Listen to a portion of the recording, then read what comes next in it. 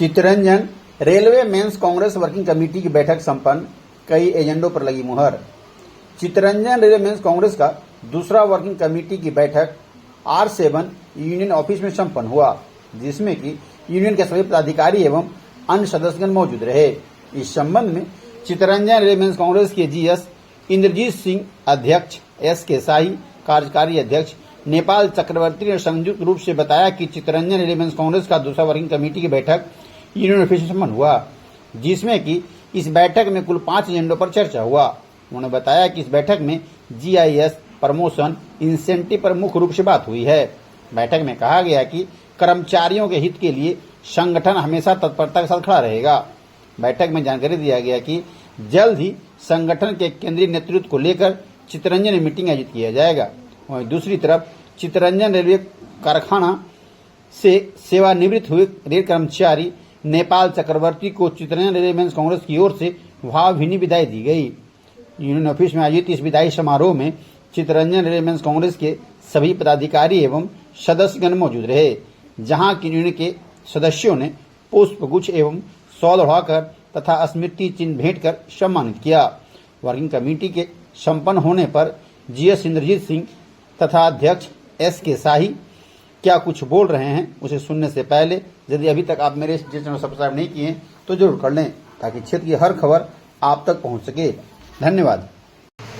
देखिए, ये working committee meeting NFIR CRMC जो हमारा यूनियन है, ये प्रत्येक 3 महीने में एक वर्किंग कमेटी मीटिंग आयोजित करती है, जिससे कारखाने में और CLW में जो अभी वर्तमान में क्या चल रहा है उसकी जानकारी हमें मिलती है। और जो हमारे जो साथी जो एग्जीक्यूटिव कमेटी के मेंबर है, उनके द्वारा जो सुझाव दिया जाता है उस पर हम लोग अमल करते हैं, उनके सुझाव को सुनते हैं और उससे आगे की कार्रवाई हम लोग करते हैं। ये वर्किंग कमेटी बहुत ही एक क्रूशियल टाइम पे बुलाया गया था।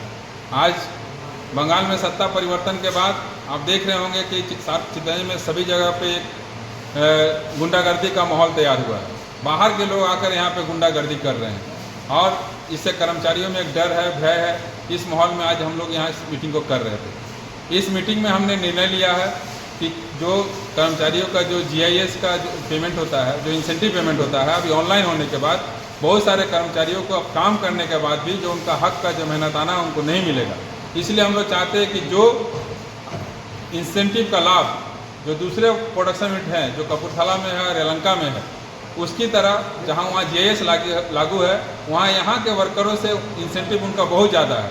वही सिस्टम CLW में भी लागू किया जाए। इसके लिए हम लोग सभी पक्ष से बात करके एक सहमति तैयार करना चाहते हैं। सभी अगर लोग राजी होंगे तो हम लोग CLW प्रशासन और रेलवे प्रशासन पर दबाव डालकर GIS लागू कराया जाएगा, जिससे यहाँ कर्मचारियों को लाभ हो। और साथ ही आप जानते हैं कि NFIR का वर्किंग कमेटी सारे देश में विभिन्न जोनल रेलवे और प्रोडक्शन यूनिट में आयोजित होता है, लेकिन चित्तरंजन में आज तक के वर्किंग कमेटी कभी आयोजित नहीं हुआ। हमारे सभी सदस्यों ने अपनी सहमति जताई है कि अगले दिसंबर महीने में किसी भी एक समय ठीक कर सारे जो NFIR के लीडरशिप है सारे देश के, उनको चित्तरंजन बुलाया जाए और अगला जो working committee, national working committee होता है, वो चित्तरंजन में आयोजित किया जाए, जिससे चित्तरंजन के जो अभी जो वर्तमान जो अवस्था है उससे उबारा जा सके।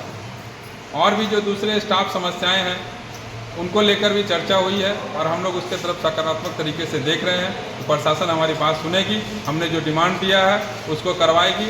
और एक लंबे समय से यहाँ पे यूनियन का रिकॉग्निशन होने के बाद भी ये CLW प्रशासन अभी तक CRMC के साथ सिर्फ एक PNM मीटिंग की है, दूसरे यूनियन के साथ 2 किया है।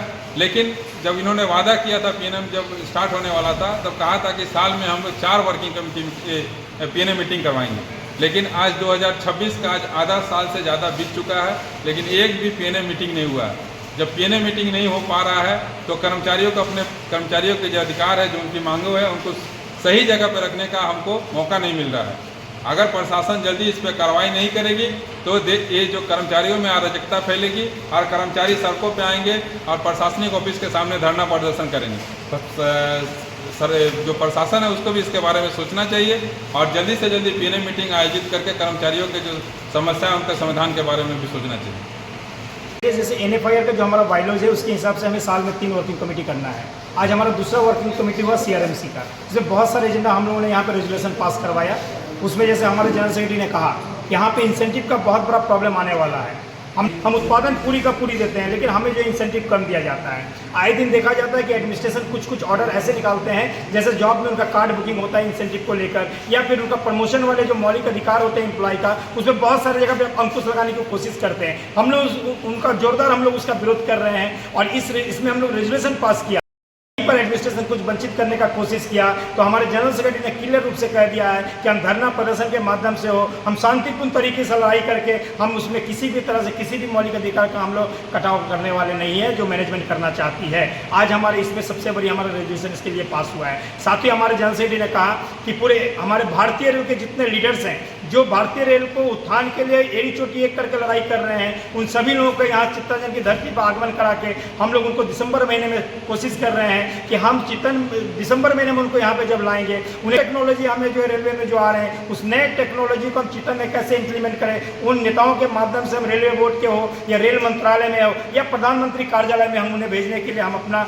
नेक्स्ट जो हम अपना दिसंबर महीने में कार्यक्रम करने जा रहे हैं, जिसमें भारतीय रेल के सारे हमारे जो नेताएं हैं वो यहाँ पे हमारे नेता लोग आके यहाँ पे उपस्थित होंगे।